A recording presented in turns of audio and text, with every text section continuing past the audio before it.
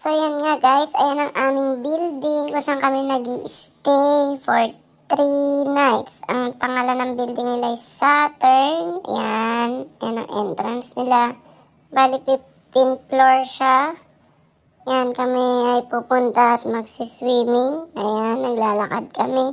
Kasi kung antay namin yung shuttle, mauubos ang oras namin. Yan ang mga building nila. Ang gaganda ng mga pangalan ng mga building. Parang sa Greece yata kinuha yung mga pangalan nila. Ang gaganda ng mga pangalan. Kaya pagka sasakay ka ng shuttle, sasabihin mo yung mga pangalan para dun ka nila ibababa. Ayan, kita mo si Effectatus ba yung pangalan yan?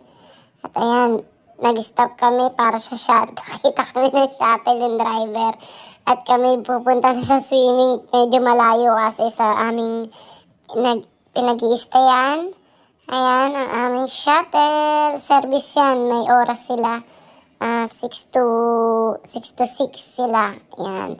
Tapos may break time sila ng 1 oras. Ayan, dito na nga kami binaba kung saan kami maliligo. At marami silang swimming pool, guys. Marami silang mga part of swim. Pero ito kasi maganda kasi may mga slide para sa mga bata. Ayan. At may park din sila dito. Napakaganda. Pero inano pa nila, dinedevelop pa nila yung mga ibang place. Pero itong place na to, nasan kayo mag-swimming, fully developed na. At ayan ang makulit. Naka-ready na naman. Miming na naman si Janjan kung kulit. Tinuturo niya yung park. Sabi na mamaya na kasi yung babagsakan niya dyan buhangin. Hindi ang dungis niya. Ayan, papasok na kami sa ang dami. May mga coffee shop din dito. At magaganda rin ang puro ibang lahi sila. Hindi lang sila mga taga dito. May mga British din sila. May mga tourist din. Tourist spot talaga siya si Cesar. Si Cas Cesar. Yan.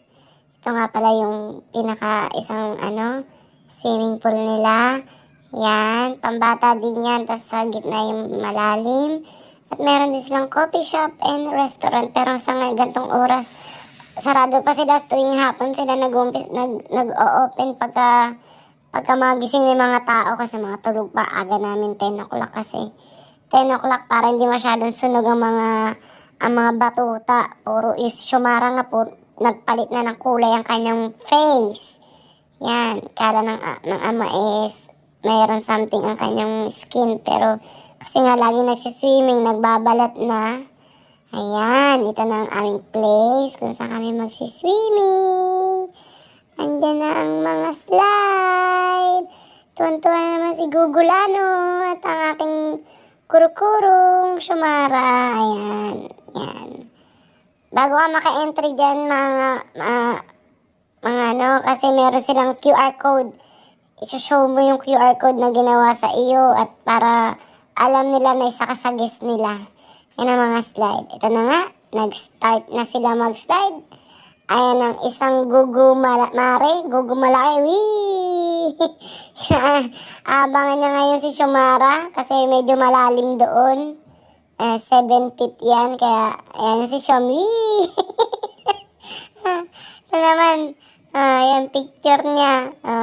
Yan. Tapos ngayon si Janjan naman. Si Janjan naman na mag-i-slide sa dilaw. Walang katakot-takot na bata. Ito, kung saan gusto mag-slide, wala siyang problema. Tuwan-tuwa yan. Ulit pa. Doon naman daw siya sa orange na slide. Pero ito, napakabilis. Mabilis siya kaysa sa ibang slide. Kasi talagang turok lang siya. Yan na natapos. Salamat.